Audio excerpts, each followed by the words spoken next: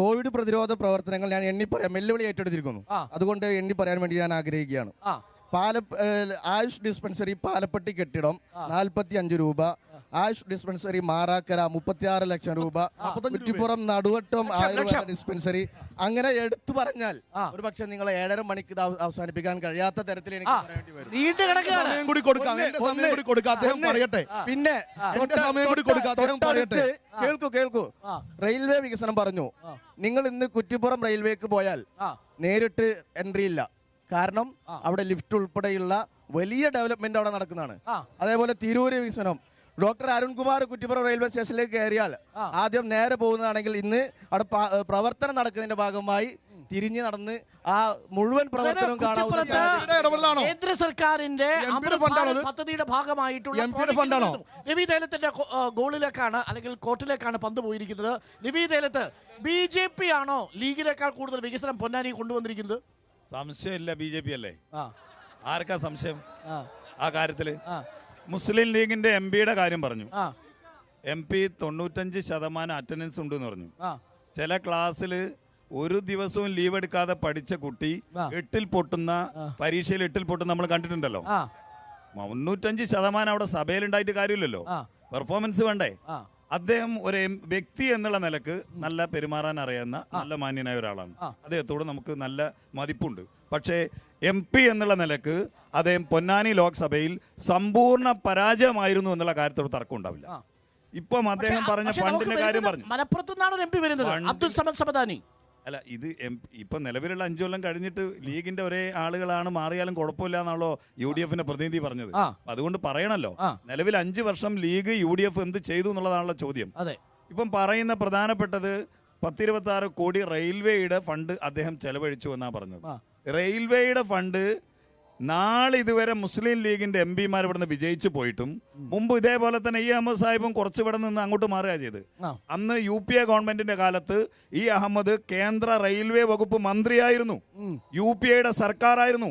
അഫ്സലിന്റെ പാർട്ടിക്കാര് 19 ആളുകളും അന്ന് ഈ മന്ത്രി ഉൾപ്പെടെയുള്ള മന്ത്രിസഭയെ പിന്തുണച്ചിരുന്നു. എന്നിട്ട് നടക്കാത്ത വികസനം മലപ്പുറം ജില്ലയുടെ എല്ലാ റെയിൽവേ സ്റ്റേഷൻ നടക്കുമ്പോ ആ കുട്ടിയുടെ അച്ഛൻ ഞാനാണെന്ന് പറയുന്ന എട്ടുകാലി മമ്മൂഞ്ഞിന്റെ പണി മുസ്ലിം ലീഗും MP-യും എടുക്കാൻ വേണ്ടി പാടില്ല എന്നാണ് ഞങ്ങൾ പറയുന്നത്. അതായത് ഫണ്ട് കേന്ദ്രത്തിന്റെയാണ്, ഗവൺമെന്റ് ഈ സമയത്ത് ഇത് അങ്ങനെയാണെങ്കിൽ ഇദ്ദേഹത്തിന്റെ കഴിവുള്ള സമയത്ത് MP-മാരുടെ ലീഗിന്റെ നേരത്തെ ഉണ്ടല്ലോ, കേന്ദ്രം നേരത്തെ UPA ഭരിച്ചിട്ടുണ്ടല്ലോ, കോൺഗ്രസ് ഭരിച്ചിട്ടുണ്ടല്ലോ, അന്ന് വികസനം വേണ്ടേ? ഇപ്പൊ കേന്ദ്രം അമൃത് ഭാരത് പദ്ധതിയിൽ 100 കോടി രൂപയുടെ വികസനം മലപ്പുറം ജില്ലയിൽ റെയിൽവേ കേന്ദ്ര ഗവൺമെന്റ് MP എന്ന നിലയിലുള്ള MP-യുടെ പരാജയം അത് BJP-ക്ക് ഗുണകരമായി തീരുമെന്നുള്ളതാണ് തീർച്ചയായും. പക്ഷേ റെയിൽവേ മേൽപ്പാലം കൊണ്ടുവന്ന കാര്യമില്ലല്ലോ. ആ മേൽപ്പാലത്തിൽ കൂടി സഞ്ചരിക്കാനുള്ള മനുഷ്യർക്ക് സുരക്ഷിതത്വം കൊടുക്കണ്ടേ? അവരുടെ കാര്യത്തിൽ BJP എന്താ പറയുക? പൊന്നാനി മണ്ഡലത്തിൽ ഭൂരിപക്ഷവും നിൽക്കുന്നത് ന്യൂനപക്ഷ വിഭാഗത്തിൽപ്പെട്ട മനുഷ്യരാണ്. ആ ന്യൂനപക്ഷ വിഭാഗത്തിൽപ്പെട്ടവർ ഭയന്ന് കഴിയുന്ന കാലഘട്ടമല്ലേ?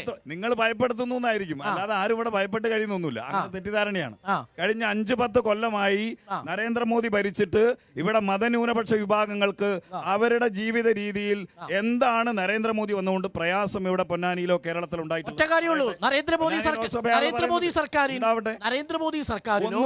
നരേന്ദ്രമോദിയുടെ പാർട്ടിയിലോ ആ പാർട്ടിയിൽ ഏതെങ്കിലും സംസ്ഥാനത്തോ ഒരു മുസ്ലിം MP ഉണ്ടോ സാർ? അല്ല സാറേ, നിങ്ങൾ മത്സരിപ്പിക്കാൻ വേണ്ടിയിട്ട് ഇവിടെ ആളുകൾ നിശ്ചയിച്ചിരുന്നു. നിങ്ങൾ വിജയിപ്പിച്ചോ? AP അബ്ദുള്ള കുട്ടിയെ ഞങ്ങൾ മലപ്പുറത്ത് കഴിഞ്ഞോണം വിജയിപ്പിക്കുക.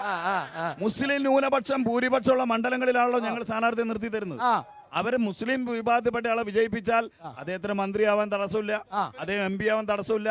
ഞങ്ങൾ ഇത്തവണ ന്യൂനപക്ഷ വിഭാഗത്തിൽപ്പെട്ട സ്ഥാനാർത്ഥികൾ എവിടെയെങ്കിലും ഉണ്ടാവും. അതായത് വിജയസാധ്യതയുള്ള മണ്ഡലത്തിൽ നിങ്ങൾ ഒരു മുസ്ലിം സ്ഥാനാർത്ഥിയെ നിർത്താത്തത് എന്താണ്? അല്ല, വിജയിക്കുന്ന മണ്ഡലം കേരളത്തിൽ ഇതിനു മുന്നേ സിറ്റിംഗ് കേരളത്തിൽ സാധ്യതയില്ല, പോട്ടെ.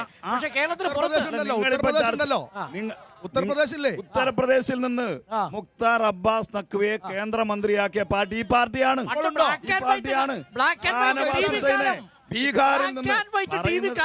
ബീഹാറിൽ നിന്ന് ഷാനവാസ് ഹുസൈനെ കിഷൻഗഞ്ചിൽ നിന്ന് മത്സരിപ്പിച്ച് വിജയിപ്പിച്ച് കേന്ദ്രമന്ത്രിയാക്കി 27 വയസ്സിൽ ആക്കിയതാണ്. വിജയിച്ച് വന്നിട്ടുണ്ടെങ്കിൽ ആക്കും. ഇപ്പൊ ഒരാളില്ല.